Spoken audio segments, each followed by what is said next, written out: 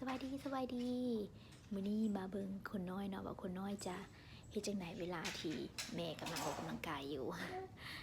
จะมีปฏิกิริยาจังไดเดี๋ยวเฮามาเบิ่งกันเฮาต้องให้ลูกเฮามีส่วนร่วมนำถึงว่าเฮาสิเฮ็ดหั้นเฮ็ดนี่ก็ตามต้องให้ลูกแบบว่าได้เห็นเฮาหรือว่าได้ยินเสียงเฮาแล้วก็ได้เห็นที่แบบว่าเฮาเฮ็ดอีหยังอยู่สินะเด็กน้อยจึงจะแบบว่าบ่คิดว่าตัวเองแบบถึกป้าอยู่คนเดียวอย่างซี่นะแล้วก็จะแบบว่ามีมวลนำแม่บ่นำเอื้อยบ่นำน้องบ่สินะโอ้และอีกอย่างหนึ่งอย่าลืมเราต้องเฮ็ดท่าทางเสียงหรือว่าอีกอย่างกระยาที่เฮ็ดให้ลูกมีความกระตือรือร้นแล้วก็คิดว่ามีส่วนร่วมไปกับเฮาสินะ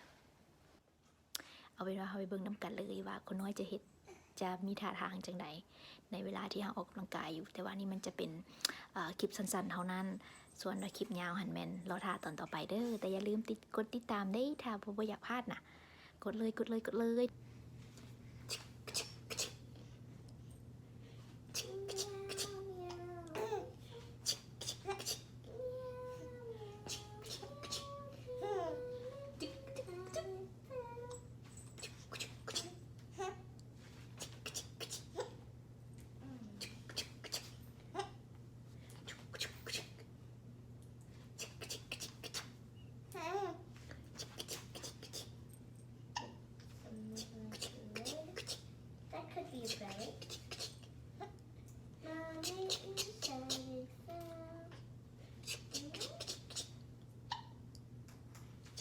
My name is Googie Gooey.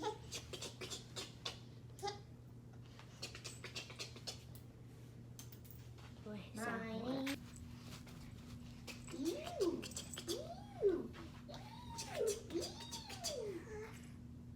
Look challenging. Look challenging.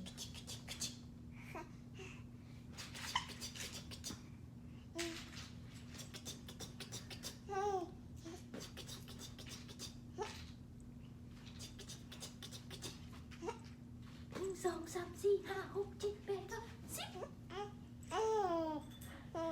หนึ่งสองสามสี่ห้าหกเจ็ดแปดเก้าสิบหนึ่งสองสามสี่ห้าหกเจ็ดแปดเก้าสิบหนึ่งสองสามสี่ห้าหกเจ็ดแปดเก้าสิบหนึ่งสองสามสี่ห้าหกเจ็ดแปดเก้าสิบ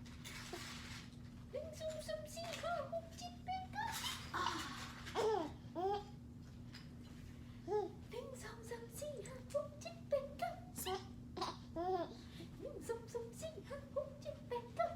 สิบ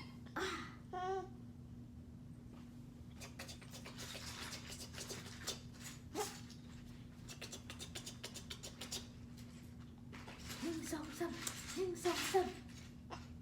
หนึ่งสองสามหนึ่งสองสามหนึ่งสองสามเอาหนึ่งสองสามหนึ่งสองสามเอาหนึ่งสองสามหนึ่งสองสามเอาหนึ่งสองสามหนึ่งสองสามเอาหนึ่งสองสามหนึ่งสองสามสี่ห้าหกเจ็ดแปดเก้าสิบหนึ่งสองสามสี่ห้าหกเจ็ดแปดเก้าสิบหนึ่งสองสามสี่ห้าหกเจ็ดแปดเก้าสิบหนึ่งสองสามหนึ่งสองสามหนึ่งสอง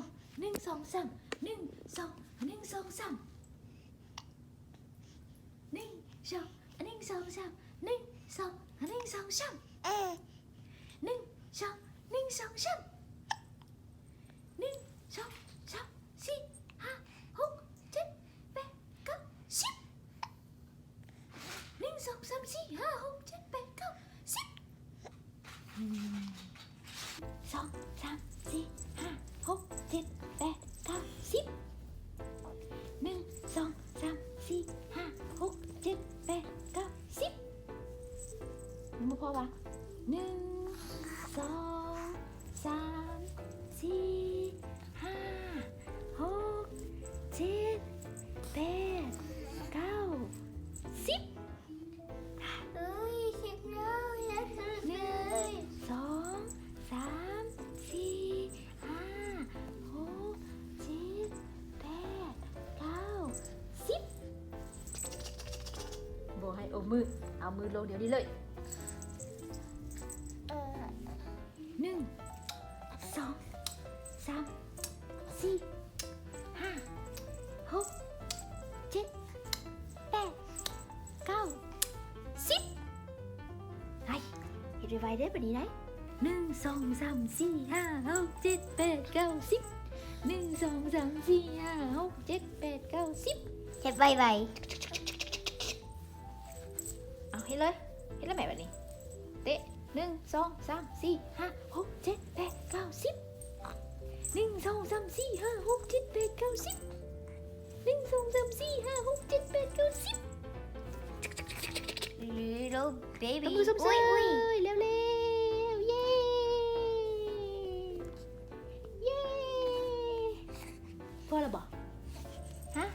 พอแล้วบ่มีเสร็จอีกวะเฮ็ดอีกวะเฮ็ดอีกเอา1 2 3 4 5 6 7 8 9 10พอบ่ฮะ